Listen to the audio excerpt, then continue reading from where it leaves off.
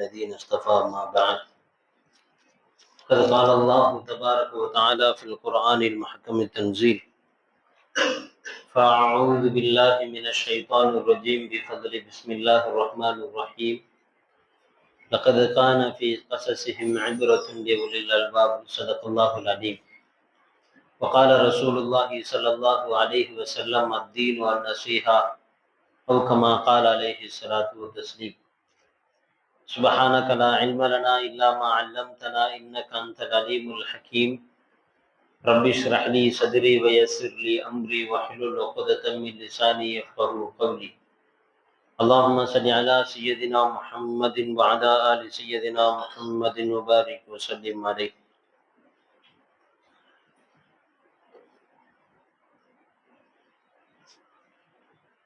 அல்ஹம்துலில்லாஹ். அல்லாஹ்வினுடைய மிக பெரும் கிருபையினால் உன்னதமான ரமதான் மாதத்தினுடைய தராவீஹ் தொழுகையை நிறைவு செய்துவிட்டு நாம் எல்லாம் அமர்ந்திருக்கிறோம். எல்லாம் வல்ல அல்லாஹு ஜல்ல ஷானு வ தஆலா இந்த மாதத்தில் தரக்கூடிய அனைத்து பாக்கியங்களுக்கும் சொந்தக்காரர்களாக நம் அனைவரையும் அல்லாஹு தஆலா ஆக்கி அருள்வானாக. ஆமீன். எல்லா விதமான துன்பங்கள், துயரங்கள், அனைத்து விதமான சிரமங்கள், நோய் நொடிகள் அனைத்தையும் விட்டும் அல்லாஹு தஆலா நம் அனைவரையும் பாதுகாத்து ஆரோக்கியமான, சந்தோஷமான, மகிழ்ச்சியான, நல்ல அமல்களுடன் கூடிய நீண்ட ஆயுளை அல்லாஹு தஆலா நம் அனைவருக்கும் தந்தருள் புரிவானாக. ஆமீன். அன்பானவர்களே, சென்ற அமர்விலே அப்துல்லாஹ் இப்னு ஜுபைர் ரலியல்லாஹு தஆலா அன்ஹு என்கிற மாபெரும் ஒரு சஹாபி, உமையாக்களினுடைய அரசர்களில் ஒருவரான அப்துல் மலிக் இப்னு மர்வான், மர்வானினுடைய மகன் அப்துல் மலிக் என்கின்ற அரசரின் காலத்தில், ஆட்சி காலத்தில் ஹஜ்ஜாஜ் இப்னு யூசுப் என்கின்ற தளபதியின் மூலம் போர் தொடுக்கப்பட்டு ஷஹீதாக்கப்பட்டார்கள் என்கிற செய்தி வரையிலும் நாம் பார்த்தோம். அதற்கு முன்பதாக ஒரு முக்கியமான செய்தி இடம்பெற்றிருக்கிறது. அது என்னவென்றால், சுலைமான் இப்னு சர்து ரலியல்லாஹு தஆலா அன்ஹு என்கிற ஒரு சஹாபி, இவர்கள் கூஃபாவினுடைய முக்கியமான சஹாபாக்களில், முக்கியமான தலைவர்களில் ஒருவர். எந்த கூஃபா? ஹுசைன் ரலியல்லாஹு தஆலா அவர்கள் கொலை செய்யப்படுவதற்கு காரணமாக இருந்த அந்த கூஃபாவாசிகள். அவங்க தானே லெட்டர் போட்டு கூப்பிட்டாங்க. அவங்க பாட்டுக்கு அல்லாஹ்னு மக்கால இருந்தாங்க. நீங்க இங்க வாங்க, இது மாற்றத்தை ஏற்படுத்துவோம் என்பதாக அழைத்ததின் காரணத்தினால் ஹுசைன் ரலியல்லாஹு தஆலா அவர்கள் புறப்பட்டு வந்தார்கள். கடைசியாக வந்திருக்கக்கூடிய நேரத்துல அவர்கள் அப்படியே பேக் அடிச்சிட்டனால, இவர்களுக்கு அப்படியே பின்வாங்கி விட்ட காரணத்தினால் ஹுசைன் ரலியல்லாஹு தஆலா அன்ஹு அவர்களுக்கு எந்த ஒரு பாதுகாப்பும் இல்லாமல், எந்த ஒரு உதவியும் இல்லாத நிலையிலே அவர்கள் கொலை செய்யப்பட்டார்கள் என்கிற நிலை. இப்ப அந்த கூஃபாவாசிகள் இருந்தாங்கல்ல, அந்த கூஃபாவாசிகளில் மிக முக்கியமான சஹாபியாக யார் இருக்கிறான்னா, சுலைமான் இப்னு சர்து ரலியல்லாஹு தஆலா அன்ஹு இருக்கிறார். குஸாஆ என்கிற கோத்திரத்தை சார்ந்தவர்கள், குடும்பத்தை சார்ந்தவர்கள். அலி ரலியல்லாஹு தஆலா அவர்களோட சேர்ந்து பல நேரங்களில் போர் செய்தவர்கள். அவங்களோட சேர்ந்துகிட்டு, குறிப்பா ஜமல் யுத்தம், சிஃபின் யுத்தத்தில எல்லாம் அலி ரலியல்லாஹு தஆலா அவர்களுக்கு மிகவும் சப்போர்ட்டாக இருந்தவர்கள். இவர்களுக்கு ரொம்ப மன வருத்தம். ஹுசைன் ரலியல்லாஹு தஆலா அவர்கள் கொலை செய்யப்பட்ட அந்த நேரத்தில் நாம் ஏன் அமைதியாக இருந்தோம்? அவ்வாறு அமைதியாக இருந்திருக்க கூடாது, இப்படி நாம செஞ்சிருக்க கூடாது என்பதை மக்களிடத்திலே பிரச்சாரத்தை செய்கிறார். இப்படிலாம் செய்யக்கூடாது, நம்ம செஞ்சது மிகப்பெரிய தப்பு. அவங்க பாட்டுக்கு மக்கால இருந்திருப்பாங்க. மக்கால இருந்தவர்களை நாம தான் லற்று போட்டு கூப்பிட்டோம். அவங்க நம்மளை நம்பிதான் வந்தாங்க. வந்திருக்கும் பொழுது, குடும்பத்தோடு வந்திருக்கின்ற பொழுது, அவர்களை நாம தான் என்னதான் நடந்தாலும் பரவாயில்லைன்னு சொல்லி நாம இறங்கி இருந்திருக்கணும் என்பதாக அந்த நேரத்துல கை சேதப்படுறாங்க. இப்படி கை சேதப்பட்டு அவர்களின் மூலமாக ஒரு டீம் உருவாகும், ஒரு குழுவை உருவாக்குகிறார். யாரு? அத்தவ்வாபூன் என்கின்ற ஒரு கூட்டத்தை உருவாக்குகிறார். தவ்வாபுன்னா தௌபா செய்யக்கூடியவர்கள், பாவ பரிகாரத்தை தேடக்கூடியவர்கள் அப்படின்னு சொல்லி அர்த்தம். அத்தவ்வாபூன் அப்படின்னு சொல்லி தலைமையில ஒரு குழுவை யாரு இங்க சுலைமான் இப்னு சர்து ரலியல்லாஹு தஆலா அவர்கள் ரெடி செய்யறாங்க. அந்த நேரத்துல கூட ஆமா ஆமா நம்ம செஞ்சது தப்புதான், இது இது ஏத்துக்க முடியாது அப்படின்னு சொல்லி நம்ம அப்படி செஞ்சிருக்க கூடாது, என்னதான் இருந்தாலும் அதுக்கு என்னன்னு கேட்கணும் அப்படின்னு சொல்லி நான் உங்களுக்கு எதா இருந்தாலும் சப்போர்ட்டா இருக்கிறோம், நீங்க என்ன முடிவு எடுத்தாலும் எடுங்க அப்படின்னு சொல்லி அந்த கூஃபாவாசிகள் சேர்ந்து கொண்டவர்கள், தன்னை இணைத்து கொண்டவர்கள் 16,000 பேர். 16,000 பேர் சேர்ந்துட்டாங்களா? இப்ப 16,000 பேர் சேர்ந்த பிறகு சுலைமான் இப்னு சர்து ரலியல்லாஹு தஆலா சொல்றாங்க, இப்ப ஹுசைன் ரலியல்லாஹு தஆலா அவர்களையும் அந்த குடும்பத்தையும் கொன்றவர்கள் எல்லாம் அங்க சிரியால தான் இருக்கிறாங்க. அவர்களை எதிர்த்து நாம் படையெடுக்க வேண்டியது இருக்குது, வாங்க அப்படின்னு சொல்லி கூப்பிடும் போது இயற்கையிலேயே அந்த கூஃபாவாசிகளுக்கே உரித்தான அந்த பெல்ட்டில அப்படியே அண்டர் பெல்ட் அடிச்சிட்டாங்க.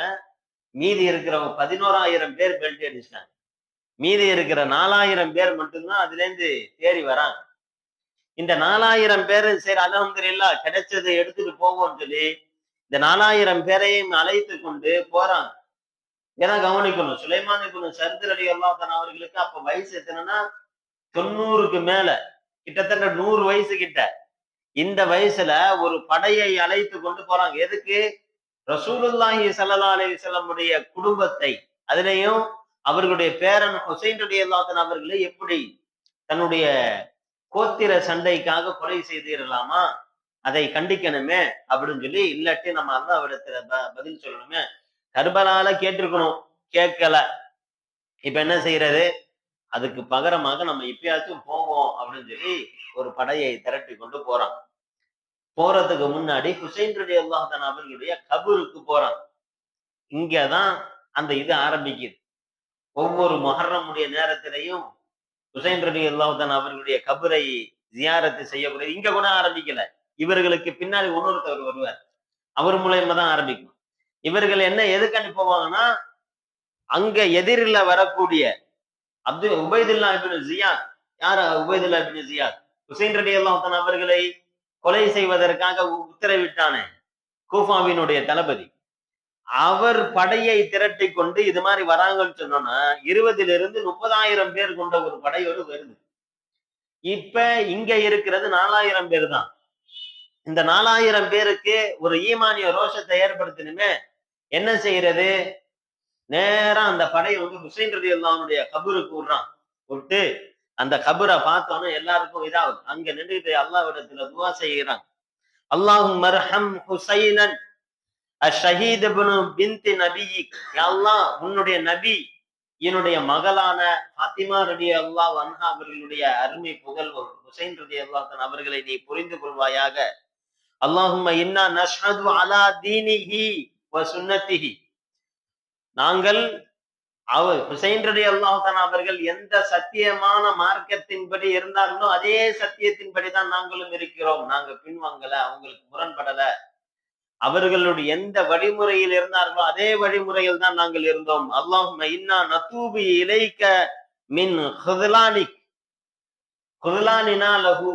அவர்களை நாங்கள் ஏமாற்றி விட்டோமே, நாங்கள் அவருக்கு துரோகம் செய்து விட்டோமே, பின்வாங்கி விட்டோமே, அதை விட்டும் யா அல்லாஹ் நாங்கள் உன்னிடத்திலே பாதுகாப்பு தேடுகிறோம், உன்னிடத்துல மன்னிப்பு தேடுகிறோம். வ இன்னா நதூபு இலைக்க மின் தர்கி நஸ்ரி. அவர்களுக்கு உதவி செய்வதை விட்டு நாங்கள் பின்வாங்கி விட்டோமே, அதன் காரணத்தினால் எங்களை மன்னித்திருவாயாக என்பதாக யாரு துவா செய்யறார்? இவங்க துவா செய்யறாங்க. சுலைமான் இப்னு சர்து ரலியல்லாஹு அன்ஹு அவர்கள் கண்ணீர் உடைத்து கடுமையா அழுகுறாங்க. அழுதோம்னா அங்க உள்ள மக்களும் கடுமையா அழுகுறாங்க. அழுதோம்னா அந்த நேரத்துல அந்த மக்களுக்கு ஒரு இது வருது. இப்ப இந்த 4,000 பேர் சேர்ந்த ஒரு படை திரண்டு கொண்டு அந்த உபைதுல்லா இப்னு ஜியாத் அவரை இது பண்றதுக்காண்டி போறாங்க. ஆனா உபைதுல்லா இப்னு ஜியாதுடைய படையினுடைய எண்ணிக்கை மிக கடுமையாக இருந்த காரணத்தினால யாருமே இது பண்ண முடியல. இங்க சுலைமான் இப்னு சர்த் ரலியல்லாஹு தஆலா அவர்கள் அந்த படையிலேயே ஷஹீதாக்கப்படுறாங்க. ஷஹீதாக்கப்பட்டு இந்த தவ்வாபூன் என்கின்ற படை வந்து குறைவாக ஆகியது. இந்த நேரத்துல தான் முக்தார் இப்னு உபைதுல்லா தக்கஃபி அப்படின்ற ஒரு ஆள் வந்து உருவாகுறார். இவர் பார்க்கிறார், நமக்குன்னு ஒரு டீமை வந்து ரெடி பண்ணா என்ன? இப்படியே நம்ம வந்து இப்படி செஞ்சுட்டு இருக்க முடியாது. நம்ம ஒரு டீம், நமக்கு கீழே ஒரு டீமை கொண்டுட்டு வரணும்னு சொல்லிட்டு இந்த முக்தார் இப்னு யாரு தக்கஃபி இருக்கிறாரு, இவர் வந்து என்ன செய்யறாருன்னா, ஏற்கனவே இருந்த அந்த சுலைமான் இப்னு சர்த் ரலியல்லாஹு தஆலா அவர்கள் புனிதமானவர்கள். அவர்கள் உருவாக்கிய அந்த டீமும் உண்மையான நம்பிக்கையில வந்தவர்கள். இந்த டீம தன் பக்கம் அழைத்து கொண்டு தான் தலைமை தாங்கி அந்த கூட்டத்தை வந்து வழி நடத்தணும் அப்படின்ற அடிப்படையில இவர் வந்து பிரச்சாரம் செய்ய ஆரம்பிக்கிறார். என்ன? அஹ்லுல் பைத்துகளை குறித்து ரசூலுல்லாஹி ஸல்லல்லாஹு அலைஹி வஸல்லம் அவருடைய பேரரான ஹுசைன் ரலியல்லாஹு தஆலா அன்ஹு, ஹசன் ரலியல்லாஹு தஆலா அன்ஹு, அவருடைய குடும்பத்தினர்கள், அதே மாதிரி கர்பலாவினுடைய நிகழ்ச்சி, இதையெல்லாம் பகிரங்கமா ரொம்ப பயங்கரமா பேசி மக்களை உணர்ச்சி வசப்பட வைத்து ஷியாக்களுடைய அந்த கொள்கை இருக்குது, அந்த கொள்கைக்கான எல்லா விஷயத்தையும் வந்து அவர் வந்து வித்திடுறார். அலி ரலியல்லாஹு தஆலாவுடைய முஹப்பத் என்ற அடிப்படையில அத்துமீறி அவர்களின் மீது அல்லாஹ்வினுடைய ஸ்தானத்திற்கு அப்துல்லா இப்னு சபா ஒரு கொள்கையை கொண்டுட்டு வந்தானே, அந்த கொள்கையை எல்லாம் இவர் தோண்டி எடுத்து மக்களிடத்துல பிரச்சாரத்தை செய்யறார். செஞ்சு ஒரு கூட்டத்தை வந்து ரெடி பண்ணியாச்சு. இப்ப அந்த தவ்வாபூன் என்ற கூட்டமும் இவர்களோடு வந்து சேர்ந்து விடுகிறது. இப்ப என்ன செய்யறாருன்னா, தன்னுடைய தலைமையில், ஏன்னா எல்லாமே ஏன் கீழே வாங்க அப்படின்னு சொன்னா யாருமே ஏத்துக்க மாட்டாங்க அவ்வளவு சீக்கிரத்துல. ஏன்னா இவர் மேல நிறைய ரீமார்க் இருக்கு அப்படின்ற காரணத்தினால இவர் என்ன செய்யறாருன்னா, முஹம்மது இப்னு அல் ஹனஃபியா ரஹ்மத்துல்லாஹி அலைஹி, யாரு? அலி ரலியல்லாஹு தஆலா அவருடைய மகன், அதாவது ஹசன் ஹுசைன் ரலியல்லாஹு தஆலா அவர்களுடைய தம்பி வரும். வேறொரு தாய்க்கு பிறந்தவர்கள் இவர்கள். ரசூலுல்லாஹி ஸல்லல்லாஹு அலைஹி வஸல்லம் அவர்கள் வஃபாத் ஆகி ஹிஜ்ரி 16ல பிறந்தாங்க இவங்க. அலி ஹசன் ரலியல்லாஹு ஹுசைன் ரலியல்லாஹு தஆலா அவர்களை விட 15 வயது அல்ல 14 வயது இளையவர்களாக இருந்தார். இந்த முஹம்மது இப்னு ஹனஃபியா ரலியல்லாஹு அன்ஹு, அவங்களுடைய உம்மா வந்து ஹனஃபி கோத்திரத்தை சார்ந்தவர்கள். ஹனஃபினா மதுஹப் ஹனஃபி இல்ல, ஹனஃபி மதுஹப்னு சொல்லி இப்ப இருக்குல்ல அது இல்ல.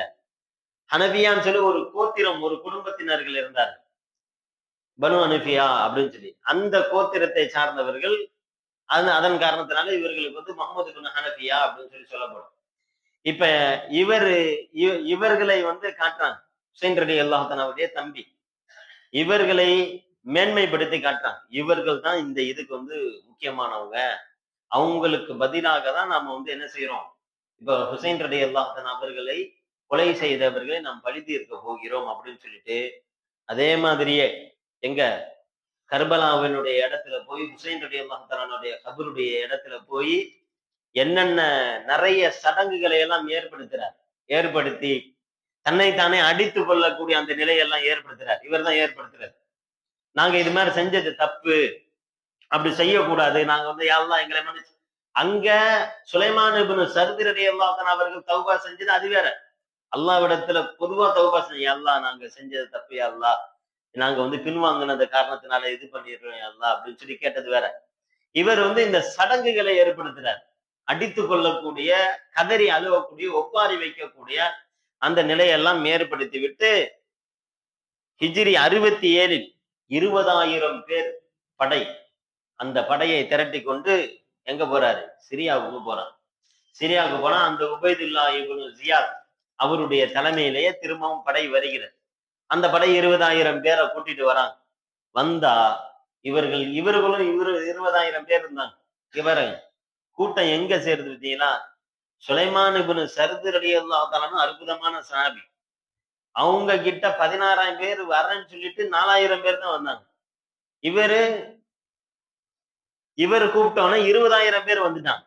இப்ப படை வந்து போகுது. உபைதுல்லா இப்னு ஜியாத் அந்த படையோட சேர்ந்து செஞ்ச காரியத்துல மிக உன்னதமான காரியம் அப்படின்னு சொன்னா, யார் யாரெல்லாம் அந்த கர்பலாவில கலந்து கொண்டார்களோ, ஹுசைன் ரலியல்லாஹு தஆலா அவர்களை கொலை செய்தது, அதற்கு துணையாக இருந்தது அப்படின்ற எல்லாத்தையும் அடையாளம் கண்டு கரெக்டா ஆளை தூக்கி தூக்கி அவர்களை எல்லாம் பகரம் தீர்க்கப்பட்டது. குறிப்பா உபைதுல்லா இப்னு ஜியாத் அவர் தான் அந்த கூஃபாவினுடைய ஆளுநராக இருந்தார். கர்பலா நடக்கும்போது அவரை முதல்ல போட்டு இது பண்ணாங்க. அதுக்கு அடுத்து அம்ரு இப்னு சாத், உமர் இப்னு சாத் என்பதாக ஒருத்தவர் இருந்தார். அவர் யாரு அப்படின்னா கர்பலாவிற்கு தலைமை ஏற்று வந்த தலைவர், அந்த படையினுடைய தலைவர். அவரையும் பகரம் தீர்த்தார்கள். அப்புறம் ஷிம்ரு, இவன் யார தெரியுதா? ஹுசைன் ரலியல்லாஹு அன்ஹு அவருடைய தலையை தனியாக எடுத்தவன். இவனுடைய கதையையும் முடித்தார்கள். அப்புறம் சினான் இப்னு அனஸ், இவன் தான் ஹுசைன் ரலியல்லாஹு அன்ஹு அவர்களை ஈட்டியால் குத்தினான். இவர்களையும் அந்த படையை தேடி எடுத்து அவன் அந்த கூட்டத்துல எங்க இருக்கான்னு சொல்லி அவனை போய் தேடி எடுத்து இந்த 10 பேரை கரெக்டா லிஸ்ட் எடுத்துட்டான். கரெக்டா எடுத்து இந்த 10 பேர் யாரையுமே விடக்கூடாது. ஹுசைன் ரலியல்லாஹு அன்ஹு அவர்களை கொத்துனவன். அதே மாதிரி ஹுவைலி இப்னு யசீத் என்று சொல்லக்கூடியவன், அவன் ஹுசைன் ரலியல்லாஹு அன்ஹு அவருடைய அந்த வெட்டப்பட்ட தலையை கூஃபாவுக்கு எடுத்துட்டு போனவன். இவனையும் தேடி கண்டுபிடித்தார்கள். அதுக்கப்புறம் ஹர்முலா இப்னு ஹாலித், இவன் யாருன்னா ஹுசைன் ரலியல்லாஹு அன்ஹு அவருடைய குழந்தைகளை குழந்தைகள் என்பதை பார்க்காமல் அவர்களை கொன்றவன். இவனை தேடி எடுத்தார்கள். அப்புறம் அம்ரு இப்னு ஹஜ்ஜாஜ் என்று சொல்லக்கூடிய அவன் தான் கர்பலாவினுடைய நேரத்துல குதிரை படையினுடைய தலைவராக இருந்தான். அவனை பிடிச்சாங்க. அப்புறம் ஜியாத் இப்னு ரக்த் என்றவன், இவன் யாருன்னா ஹுசைன் ரலியல்லாஹு அன்ஹு அவருடைய குடும்பத்தினர்களை தாக்கியவன், அடித்தவன் அப்படின்ற அவனுடைய ஆள். அப்புறம் அப்துல்லா இப்னு ஹூசா என்று சொல்லக்கூடிய இவன் ஹுசைன் ரலியல்லாஹு அன்ஹு அவர்களை கர்பலாவினுடைய இடத்துல வச்சு திட்டி இருப்பான். இவர்களை எல்லாம் தேடி கண்டுபிடித்து பகரம் தீர்க்கப்பட்டது. இத பார்த்தோன்னா எல்லாருக்கும் ஒரு சந்தோஷம் வந்துச்சு. என்ன சந்தோஷம்னா, ஒரு அநியாயக்காரர்களை அழித்து விட்டோம் என்கின்ற ஒரு திருப்தி அந்த மக்களிடத்துல இருந்தாலும், இந்த நேரத்துல இவனுடைய மவுசு கூடிருச்சுல, மவுசு கூடணும்னா இந்த நேரத்துல இவன் என்ன செஞ்சான்னா, தனக்கு வஹி வருகிறது என்பதாக சொல்ல ஆரம்பிச்சிட்டான். நவீன்னு எனக்கு வஹி வருது, ஜிப்ரீல் அலைஹிஸ்ஸலாம் வராங்க அப்படின்னு. நல்ல காரியத்தை செஞ்சுட்டு தனக்குன்னு ஒரு நல்ல டீம் சேர்ந்ததுக்கு பிறகு, நல்ல ஒரு அணி சேர்ந்ததுக்கு பிறகு இப்படி இது அப்படியே கண்டினியூ ஆகணும்னு சொல்லிட்டு தனக்கு வஹி வருகிறது அப்படின்னு சொல்லிட்டு அந்த முகமது இப்னு ஹனஃபியா ரலியல்லாஹு அன்ஹு அவங்க உயிரோட தான் இருக்கிறாங்க. அவங்க மதீனால இருக்கிறாங்க. ஹுசைன் ரலியல்லாஹு அன்ஹு அவருடைய தம்பி அவங்க மதீனால தான் இருக்காங்க. அவங்க பேரை வச்சுக்கிட்டு தான் அந்த டீம் செயல்பட்டு இருக்கு. அவங்க என்ன சொல்றாங்க, அவங்க யார் தெரியுமா? அவங்க தான் ரசூலுல்லாஹி ஸல்லல்லாஹு அலைஹி வஸல்லம் பிற்காலத்துல ஒரு மஹ்தி வருவதாக சொன்னார்களே, அந்த மஹ்தி அவங்க தான், அது அப்படின்றது அவங்களுக்கே தெரியாது அப்படின்னு சொல்லி இவர் சொல்லிக்கிட்டு இது பண்ணிட்டு இருக்காரு. இதோட செய்யாம இத இந்த கூஃபாவை தனியாவே வச்சிருந்தார். கொள்கை ரீதியாகவும் குழப்பங்களை ஏற்படுத்தி கொண்டு தனியா வச்சிருந்தாலும் இந்த செய்தி அப்துல்லா இப்னு ஜுபைர் ரலியல்லாஹு அன்ஹு அவங்களுக்கு போகுது. அப்துல்லா இப்னு ஜுபைர் ரலியல்லாஹு அன்ஹு மக்கால இருக்கிறாங்க. அப்ப மௌத்தா ஆகல. இதுக்கப்புறம் தான் அந்த ஹஜ்ஜாஜ் இப்னு யூசுப் வரான். இப்பதான் என்ன செய்யறாங்க, ஹஜ்ஜாஜ் அப்துல்லா இப்னு ஜுபைர் ரலியல்லாஹு அன்ஹு தன்னுடைய தம்பி முஸ்அப் இப்னு ஜுபைர் ரலியல்லாஹு அன்ஹு ரொம்ப பெரிய வீரர், அவர்களை அழைத்து கொண்டு எங்க போக சொல்றாங்க, கூஃபால போய் என்னன்னு போய் பாரு, அங்க போய் மிகப்பெரிய குழப்பத்தை ஏற்படுத்தி கொண்டு இருக்கிறார் அப்படின்னு சொல்லி. உடனே அங்க போய் பார்த்து என்ன ஏதுன்னு சொல்லி கேட்டா, அவன் எதிர்த்து இவர்களை சண்டையிடுவதற்கு போர் தொடுக்கிறான். போர் தொடுக்கும் போது முன்னாடி என்ன சொல்லிட்டான், அப்துல்லா இப்னு ஜுபைர் ரலியல்லாஹு அன்ஹு அவங்கள்ட்ட சொல்றேன், நான் உங்க ஆளுதான், நான் உமையாக்களுக்கு ஆப்போசிட்டா தான் செயல்பட்டு இருக்கேன்னு சொல்லி சொன்னான். ஆனா செய்யக்கூடியது வஹி வருது, அது வருது, இது மாதிரி இவங்க தான் மஹ்தி அப்படின்ற கொள்கை ரீதியான குழப்பங்களை எல்லாம் ஏற்படுத்துறது என்ன ஏதுன்னு சொல்லி அங்க போய் கேட்கறதுக்கு போகும்போது, அப்துல்லா இப்னு ஜுபைர் ரலியல்லாஹு அன்ஹு அவருடைய தம்பி முஸ்அப் இப்னு ஜுபைர் ரலியல்லாஹு அன்ஹு அவர்களை எதிர்த்து அவர்களை கொலை செய்வதற்காக படையை திரட்டினோன்னா முஸ்அப் இப்னு ஜுபைர் ரலியல்லாஹு அன்ஹு அவர்கள் படையெடுத்து போய் அவனுடைய கதையை முடிக்கிறான். முடிச்சுட்டு கூஃபா மற்றும் பசராவினுடைய மக்கள் இடத்துல திரட்டி அவங்களை எல்லாம் நல்வழிப்படுத்தி அவர்கள் ஆளுநராக இருந்துட்டு இருக்காங்க. இப்ப ஹஜ்ஜாஜ் இப்னு யூசுப் என்கிற இப்பதான் அப்துல் மலிக் இப்னு மர்வான் அப்படின்றவர் ஆட்சிக்கு வரார். அப்துல் மலிக் இப்னு மர்வான் இவர் வந்தவன ஹஜ்ஜாஜ் இப்னு யூசுப் அப்படின்ற ஒரு கொடுங்கோல் அரசனை களம் இறக்குறார். சாதாரணமான ஆள் இல்ல. 1,20,000 பேர்களை அவன் கொலை செய்திருக்கிறார். ஹஜ்ஜாஜ் இப்னு யூசுப் என்பவர் 1,20,000 பேர் அந்த நேரத்துல கைது செய்யப்பட்ட யாரு இவங்கெல்லாம் முஸ்லிம்கள், அதுல சஹாபாக்களும் இருக்கிறாங்க, தாபியீன்கள் இருக்கிறாங்க. அதே மாதிரி 80,000 கைதிகள் அந்த நேரத்துல அவனுடைய பீரியட்ல, ஹஜ்ஜாஜ் இப்னு யூசுஃபினுடைய பீரியட்ல கைது செய்யப்பட்ட கைதிகளுடைய எண்ணிக்கை மட்டும் 80,000 பேர். அதுல பெண்கள் மட்டும் 30,000 பேர் இருந்தார்கள் என்பதாக வரலாற்று ஆசிரியர்கள் குறிப்பிட்டு காமிக்கிறாங்க. ஹஜ்ஜாஜ் இப்னு யூசுப் வந்து, அதாவது தனிப்பட்ட முறையில அவரிடத்துல பேசினா நல்ல ஆளு, நல்ல முறையில இருக்கும் பேச்சு. ஆனா அரசியல் ரீதியாக ஏதாவது உத்தரவு வந்துருச்சு அப்படின்னு சொன்னா, அந்த அரசாங்கத்தினுடைய உத்தரவை நிறைவேற்றுவதற்காக என்ன முடிவை வேண்டுமானாலும் எடுப்பார். இப்படிப்பட்ட ஆளுதான் அப்துல் மலிக் இப்னு மர்வானுக்கு தேவைப்பட்டுச்சு. ஏன்னா அங்க யசீத் எப்ப மூத்தா போனாரோ, போனதிலிருந்து இங்க கூஃபாவாசிகளுடைய மற்ற இடத்துல எல்லாம் கலவரங்கள் ஆங்காங்கே எழுந்திருக்க ஆரம்பிக்குது. உமையாக்களுக்கு ரொம்ப நெருக்கடியா இருக்கு. இப்ப இது மாதிரியான ஆளு கிடைக்கிறது வந்து பெரிய ஒரு கிஃப்டா இருந்துச்சு. அதனால ஹஜ்ஜாஜ் இப்னு யூசுஃப வந்து விட்டான். ஹஜ்ஜாஜ் இப்னு யூசுப் போய் அங்க முஸ்அப் இப்னு ஜுபைர் ரலியல்லாஹு அன்ஹு அவர்களை எதிர்த்து போரிட்டு முஸ்அப் இப்னு ஜுபைர் ரலியல்லாஹு அன்ஹு அவர்களை வீழ்த்தி விடுகிறார். இந்த நேரத்துலதான் அப்துல்லாஹ் இப்னு ஜுபைர் ரலியல்லாஹு அன்ஹு இதெல்லாம் இங்கிட்டு நடந்துட்டு, இந்த நேரத்துல காபால எல்லாம் நடந்துச்சு. அப்துல்லாஹ் இப்னு ஜுபைர் ரலியல்லாஹு அன்ஹு அவர்கள் வெற்றி அடைஞ்சிட்டாங்க. யசீத் மூத்தா போயிட்டானே, காபா எரிஞ்சோன்னு. அப்ப அப்துல்லாஹ் இப்னு ஜுபைர் ரலியல்லாஹு அன்ஹு என்ன செஞ்சாங்கன்னா, அந்த மக்களை எல்லாம் நேர்வழிப்படுத்தி, அந்த மக்களை எல்லாம் அமைதிப்படுத்திட்டு, இப்ப காபாவை என்ன செய்யறாங்க, எரிஞ்ச அந்த காபாவை இடித்து விட்டு புதிதாக கட்டுறாங்க. அதை ஏன் கட்டுறாங்கன்னா, ரசூலுல்லாஹி ஸல்லல்லாஹு அலைஹி வஸல்லம் முன்னாடி சொல்லியிருப்பாங்க. மக்கா வெற்றியின் பொழுது ஐஷா நாயிடத்துல சொல்லுவாங்க. என்ன சொல்லுவாங்கன்னா, ஐஷாவே, உன்னுடைய சமுதாயம், அதாவது குறைஷி குலத்தினர்கள் இப்பொழுதுதான் இஸ்லாத்துக்கு வந்திருக்காங்க. எனக்கு என்ன ஆசையா இருக்குன்னா, இப்ப காபா இருக்குதே, இந்த காபாவினுடைய டிசைன் வந்து இப்ராஹிம் அலைஹிஸ்ஸலாத்து வஸ்ஸலாம் அவருடைய காலத்தில் கட்டப்பட்ட டிசைனில் இல்ல. இப்ராஹிம் அலைஹிஸ்ஸலாமுடைய காலத்துல கட்டப்பட்ட காபா எப்படி இருக்கும் அப்படின்னு சொன்னா, அந்த ஹத்தீம்னு சொல்லி அந்த அரை வட்ட வடிவத்துல பக்கத்துல இருக்கும் பாருங்க, அதையும் சேர்த்த வண்ணமாக தான் இருக்கும். சேர்த்து அப்படி நல்லா கட்டமா இருக்கும். ரெண்டாவது, காபாவினுடைய வாசல் இப்பெல்லாம் நம்ம போய் பார்த்தாக்க இப்படி மேல நம்ம ஏறி சொல்றோம் இல்லையா, அது அந்த அளவுக்கு உயரமாக எல்லாம் இருக்காது, தரைமட்டமாக தான் இருக்கும் காபாவினுடைய வாசல். ரெண்டாவது, 2 வாசல் இருக்கும். இந்த வாசல் வழியா போய் அந்த வாசல் வழியா வந்துடலாம். இப்படிப்பட்ட நிலையில இருக்கும் காபா. இதுதான் இப்ராஹிம் அலைஹிஸ்ஸலாத்து வஸ்ஸலாம் அவர்கள் கட்டிய முறை. இது மாதிரி கட்டணும்னு சொல்லி ஆசையா இருக்குது. ஆனா இப்ப நான் இடிச்சேன்னா, இப்ப புதுசா தானே இவங்க எல்லாம் இஸ்லாத்துக்கு வந்திருக்காங்க, இவங்க எல்லாம் என்ன செஞ்சிருவாங்க, நம்முடைய மூதாதையர்களுடைய இதெல்லாம் போய் இடிச்சுட்டாரு, அவங்க எவ்வளவு கஷ்டப்பட்டு கட்டினாங்க அப்படி இப்படின்னு சொல்லி பழங்கால இதை வந்து பேச ஆரம்பிச்சிருவாங்க. அந்த பிரச்சனை வரக்கூடாதுன்னு சொல்லி நான் அப்படியே விடுறேன்னு சொல்லி இருந்திருப்பாங்க. அதன்னு யாரு இவங்க ஞாபகத்துல வச்சிருப்பாங்க? யாரு? அப்துல்லாஹ் இப்னு ஜுபைர் ரலியல்லாஹு தஆலா. ஏன், தன்னுடைய சித்தி இடத்துல தானே ரசூலுல்லாஹி ஸல்லல்லாஹு அலைஹி வஸல்லம் சொன்னது. ஐஷா ரலியல்லாஹு அன்ஹா அவங்க இந்த செய்தியை வந்து இவங்க மூலமா தெரிஞ்சு வச்சிருந்திருப்பாங்க. இப்ப என்ன செய்வாங்க, அந்த காபாவை இடிச்சுட்டு ரசூலுல்லாஹி ஸல்லல்லாஹு அலைஹி வஸல்லம் எப்படி விரும்பினாங்களோ அந்த விருப்பத்தின் அடிப்படையிலேயே கட்டுவான். என்ன செய்வாங்கன்னா, 18 முழம் இருக்கும் உயரம், அதை மட்டும் கொஞ்சம் எக்ஸ்ட்ரா ஆக்குவாங்க. 18 முழம் என்பதை இன்னொரு 10 முழம் அதிகமாக்கி 28 முழமாக ஆக்குவாங்க. இன்னைக்கு வரையிலும் அப்படிதான் இருக்குது காபாவினுடைய முறை. இப்ப கட்டி முடிச்சுட்டாங்க. அதாவது அந்த ஹைட் வந்து இன்ன வரையிலும் அப்படிதான் இருக்கு. மத்த வடிவங்களை பின்னாடி ஹஜ்ஜாஜ் இப்னு யூசுப் வந்து மாத்திருவான். இப்ப என்ன செய்வாங்க, காபாவை வந்து அது மாதிரி ஹத்தீமோட சேர்த்துட்டு வாசலையும் தரமட்டமாக்கி இந்த வாசல்ல இருந்து அந்த வாசல் போற மாதிரி வந்து வச்சிருவாங்க. இப்ப காபாவினுடைய முறையெல்லாம் கட்டி முடிச்சது இருக்கும்போதுதான் ஹஜ்ஜாஜ் இப்னு யூசுப் படை எடுத்துட்டு வந்து இந்த இடத்தையும், இந்த மக்காவினுடைய இடத்தையும் உமையாக்களுடைய கட்டுப்பாட்டிலே அந்த குடும்பத்தினுடைய ஆட்சிக்கு கீழே வர வேண்டும் என்பதற்காக ஹஜ்ஜாஜ் இப்னு யூசுஃபிற்கு தலைமையில உத்தரவு வரும்.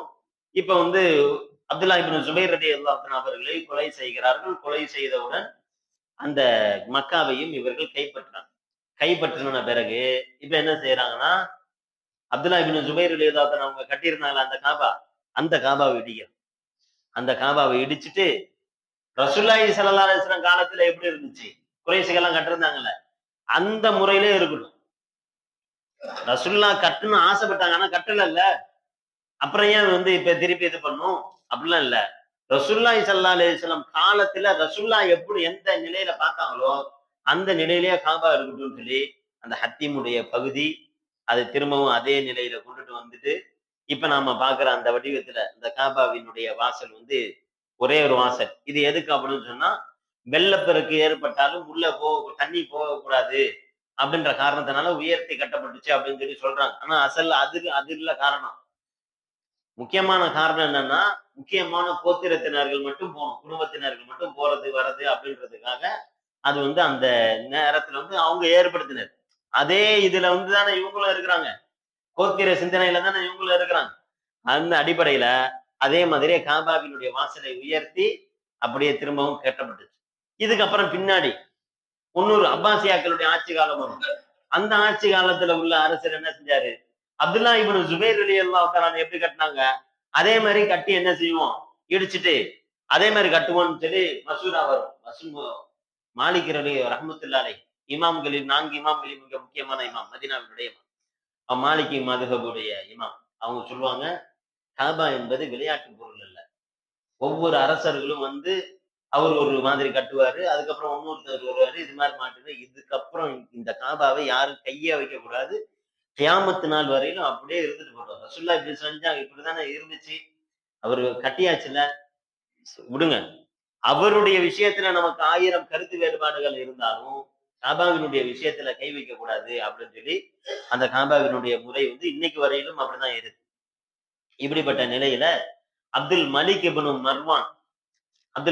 மர்வானுடைய ஆட்சி காலத்துல அந்த ஹஜ்ஜாஜ் இது யூசுஃபினுடைய நிகழ்ச்சி எல்லாம் நடந்துகிட்டு இருக்கு.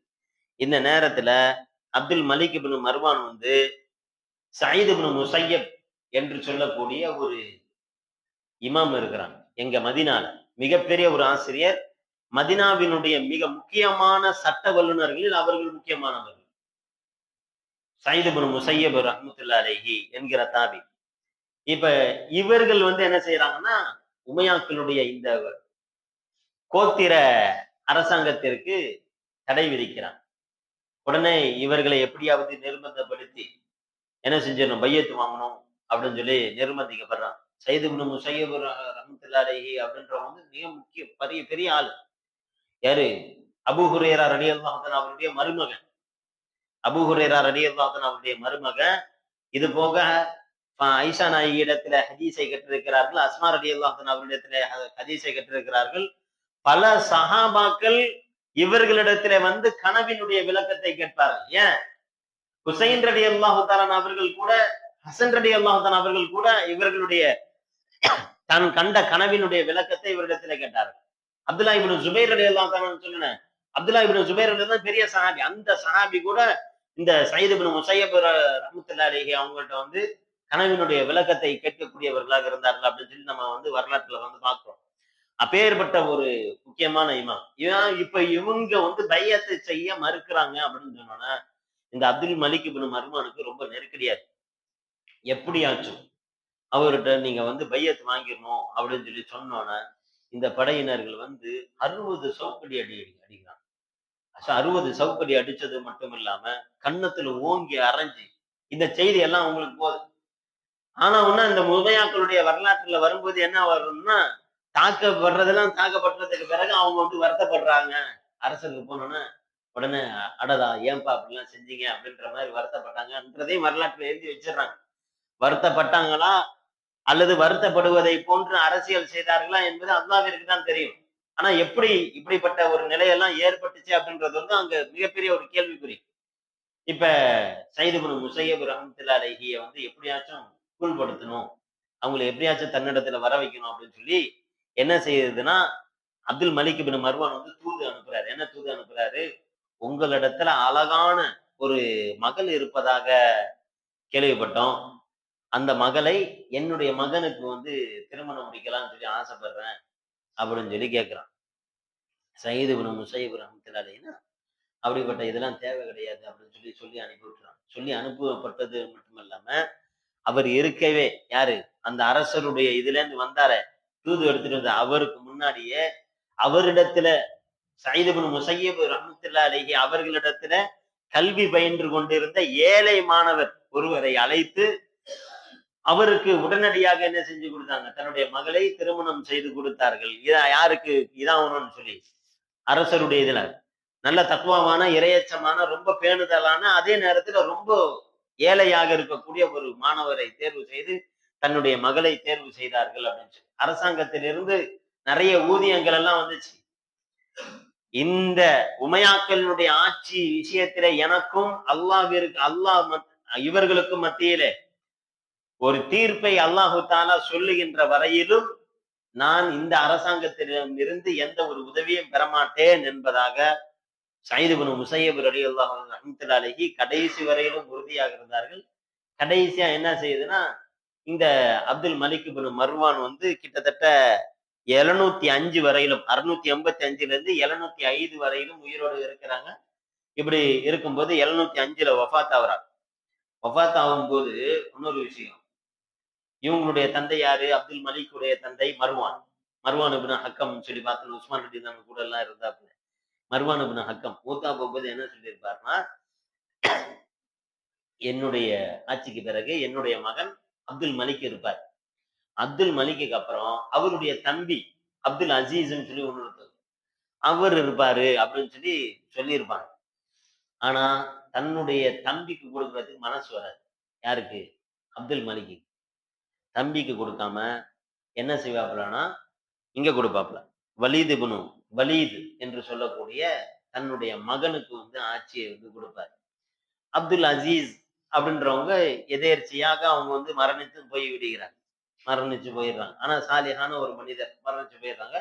இப்ப வலீத் என்கின்ற ஆட்சியாளர் இப்ப பொறுப்பை ஏற்கிறார்.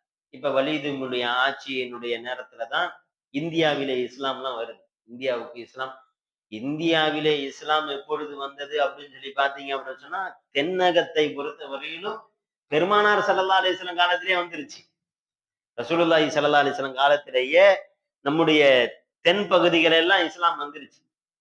அங்க வட மாநிலத்தினுடைய பகுதிகளுக்கு இப்ப முஹம்மது இப்னு காசிம் ரஹ்மத்துல்லாஹி அலைஹி அவர்களின் மூலமாக தான் இந்த இஸ்லாம் வருது. அதெல்லாம் இந்த வலீத் இப்னு அதே மாதிரி ஸ்பெயின்ல இஸ்லாம் தாரிக் இப்னு ஜிபான் ரஹ்மத்துல்லாஹி அலைஹி மிக முக்கியமான ஒரு வரலாற்றினுடைய தளபதி, இஸ்லாத்தினுடைய ஒரு தளபதி. அவர்களுடைய வரலாறுகள் எல்லாமே இந்த வலீத் இப்னு அப்துல் மலிக் அவர்களுடைய ஆட்சி காலத்துல நடக்குது.